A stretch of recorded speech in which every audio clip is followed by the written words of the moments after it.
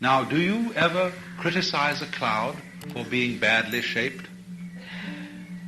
Did you ever see patterns in foam make an aesthetic mistake?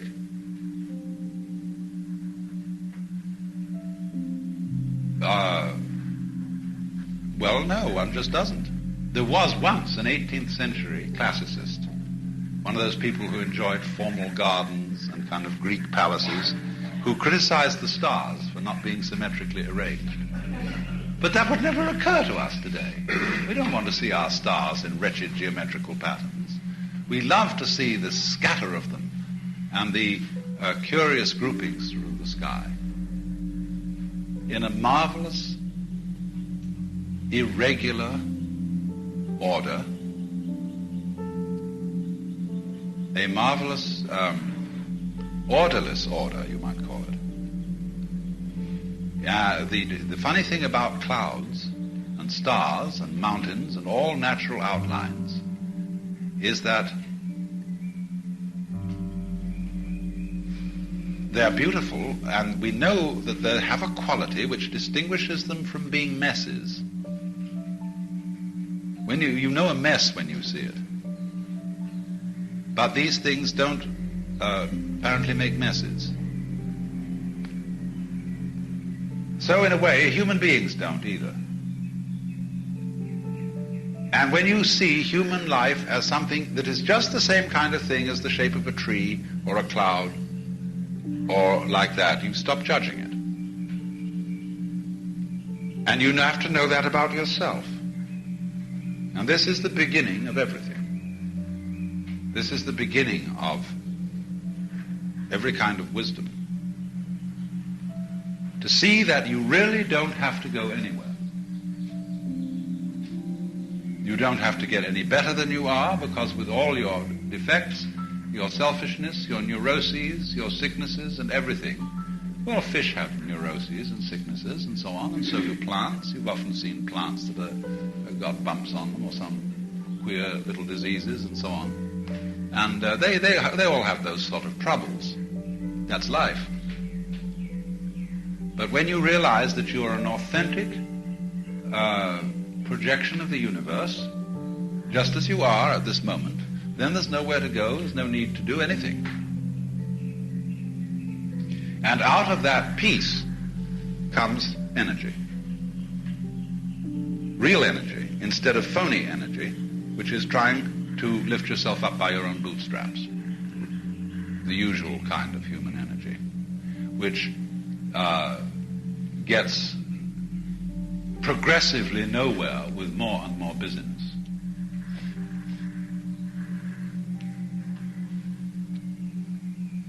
Now, beyond this state, there is going to follow another, which I have numbered 5. I called it cellular awareness.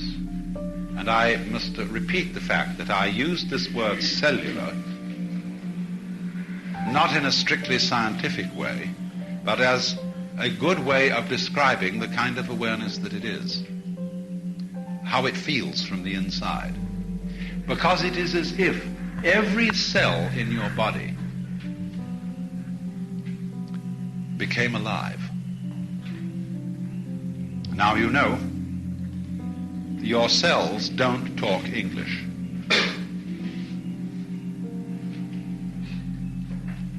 But they are a very, very subtly and highly organized things. If you've ever seen a model of a living cell, you've seen the most fantastic object. And those cells are engaged in all sorts of activities. But they don't structure the world the way you structure it, because they don't use that language. And so as you get into cellular awareness, you begin to feel rather like the artist who paints in a pointillist fashion, that everything is dots, little tiny vortices. You become aware of the texture of things to an extraordinary degree.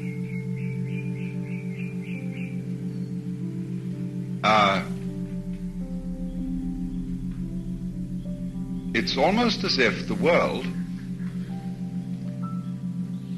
had been photographed through a screen which put into the senses a feeling of intense detail, as if every one of your nerve ends was now detected in sending its separate message to the brain.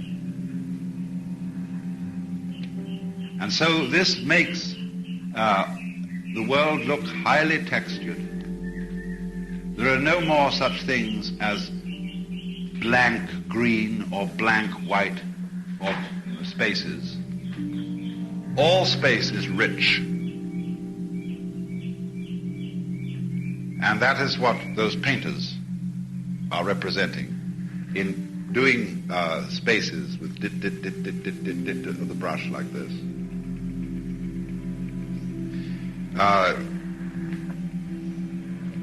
And also, you will notice that certain kinds of painting, particularly, say, Persian miniatures, if you look at them, you will see the artist is painting the world as the Arabian Nights describe the secret garden into which Aladdin went, where all the trees were made of jewels, and where everything looked as precious as if it had been carved by a master carver. And they try with their art to give the impression that the more you look into the background, you see suddenly that the background of a pillar, the painter hasn't made it white. He's put a design into it, in white, but just a slightly different shade of white. Complex design. You feel that within the design there is still another design, and that it has an infinitely carved, rich texture. This is why Oriental art, in general, you find this among the Chinese at a certain period. You find it constantly in India. You find it in Persia. You find it in the Moorish work. And you find it, too, in early Celtic manuscripts, like the Book of Kells, the Lindisfarne Gospels, and so on. This fascination with what seems to be a world of infinite detail. And this, of course, is the world of paradise. This is what all those angels and whatnot are about.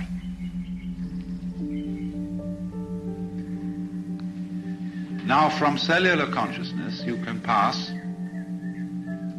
to what I would call, again, symbolically, molecular consciousness. Not that you are going to be aware of molecules. No. But it is as if suddenly, this is the state which Buddhists, or part of the state which the Buddhists call suchness.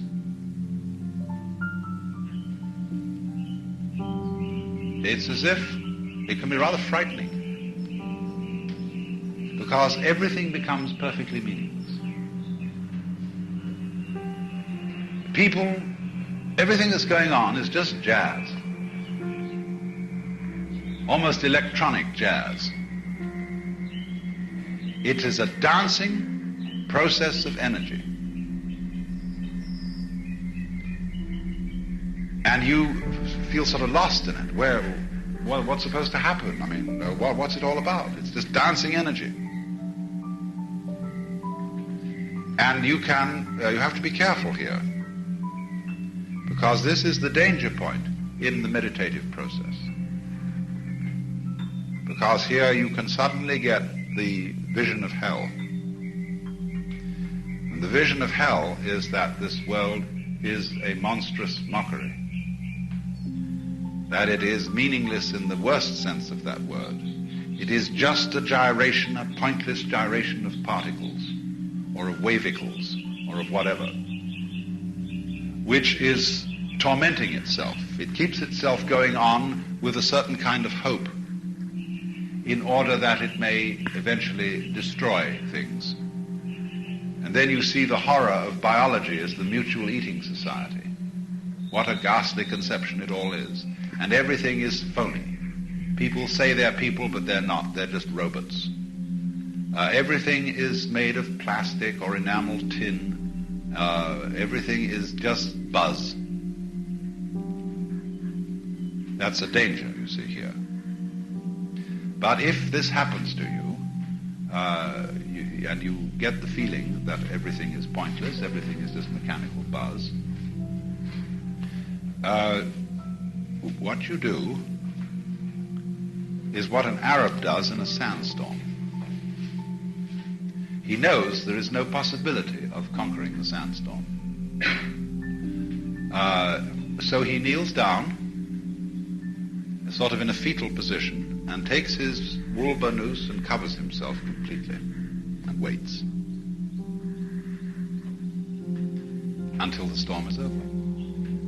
If he gets covered by sand, it is usually porous enough to admit some air for breathing. Or in the same way as an ocean liner in a typhoon, they just turn off the engines and drift. It's the only thing to do. So in the same way, if you ever get into this particular kind of psychic horrors, drift. Just let it be, and it will resolve itself.